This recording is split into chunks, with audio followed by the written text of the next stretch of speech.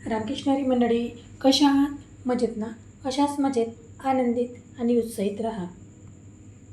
आज आपण बनवणार आहोत चकलीचं पीठ. ते कसं बनवायचं ते आज आपण बघणार आहोत. त्याचप्रमाणे उन्हाळा लागलेला आहे. उन्हाळ्यात सकाळी चहासोबत आणि 4 वाजतासुद्धा आपल्याला चहासोबत चकली खायला खूप आवडतं आणि छान टेस्टी, कुरकुरीत, अगदी आपल्या मनाजोगती चकली झाली तर गोष्टच वेगळी असते. चला तर मग बघूया. तिला आपल्याला लागणारे साहित्य छान धुवून घ्यायचं.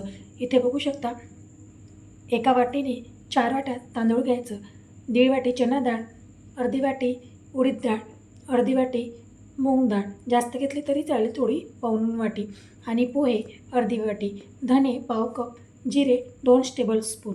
तर पोहे, धने आणि जिरे हे आपल्याला सध्या लागणार नाही. तांदूळ छान धुवून घ्यायचे 2-3 पाण्याने आणि चाळणीत निथळायला ठेवायचे. पाणी निथळलं की कॉटनच्या कपड्यावर छान पसरून द्यायचे.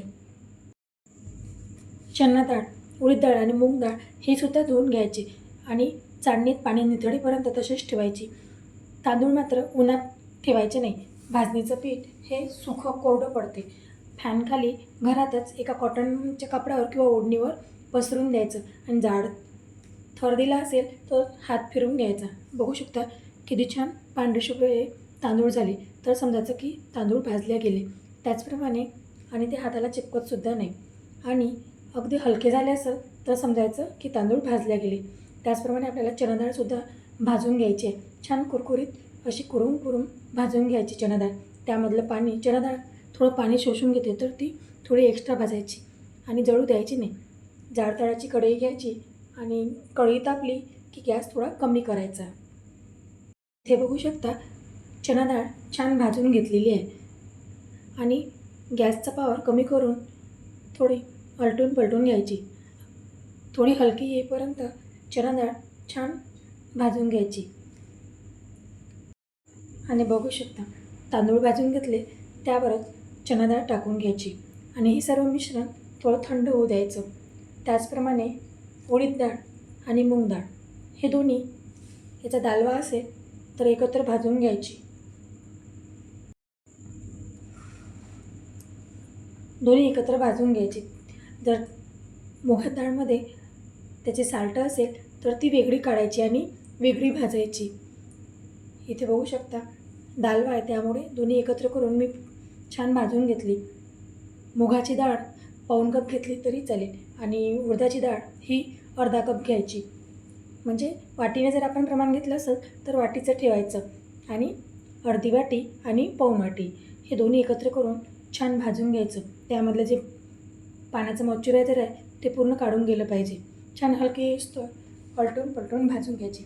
जास्त लालसर होईस्तोवर भाजायची नाही, फक्त ते थोडे गरम झाली पाहिजे अशी भाजून घ्यायची आणि पूर्ण मिश्रण थंड होईस्तोवर तसंच राहू द्यायचं. आणि थंड झाल्यानंतर आपल्याला हे गिरणीमधून दळून आणायचं आहे. आणि इथे बघू शकता साबुदाणासुद्धा छान भाजून घ्यायचा. त्यामधलं मॉइश्चरायझर पूर्ण कमी झालं पाहिजे. इथे बघू शकता साबुदाणा छान भाजून घ्यायचा. तो पांढरा शुभ्र झाला की भाजला म्हणून समजायचा. आणि त्यामध्येच पोहेसुद्धा मी भाजून घेतले. कढई खूप तापले, त्यामुळे पोहे जर आपण वेगळे भाजले तर थोडे जळतात, पटकन भाजले जातात. त्यामुळे साबुदाण्यातच टाकून पोहे भाजून घ्यायचे आणि ते थोडे शिकुडले की भाजले म्हणून समजून जायचे. पूर्ण जे प्रमाण आहे ते त्याच प्रमाणात मी पूर्ण भाजून घेतलं आणि थोडं थंड होईपर्यंत तसंच ठेवायचं. आणि हो, हे जे पीठ आहे आपण चण्याच्या डाळीवरच दळून आणायचं, त्यामुळे ते चकलीचं जे पीठ आहे ते व्यवस्थित तयार होतं. आणि त्याचप्रमाणे आपण जे हे दळून आणतो तेव्हा पोहे 1 कप आणि धने पाव कप आणि जिरे 2 टेबलस्पून. धने मात्र थोडे भाजून घ्यायचे आणि जे आपण दळून आणतो तेव्हा त्यामध्ये 2 टेबलस्पून जिरे टाकून घ्यायचे. आणि हे सर्व प्रमाण आपल्याला गिरणीतून दळून आणायचे आहे. भाजणीचं प्रमाण मी सांगितलं तशाप्रमाणे ठेवलं तर तुमची चकली कधीही विरघळणार नाही तेलात आणि कडकसुद्धा होणार नाही, मऊ पण पडणार नाही. अगदी परफेक्ट अशी रेसिपी चकलीची तुम्हाला दाखवलेली आहे, चकली भाजणीच्या पिठाची तर व्हिडिओ कसा वाटला नक्की कमेंट बॉक्समध्ये कमेंट करून सांगा ताईंनो. व्हिडिओ आवडला असेल तर एक लाईक नक्की करा, सबस्क्राईब करा.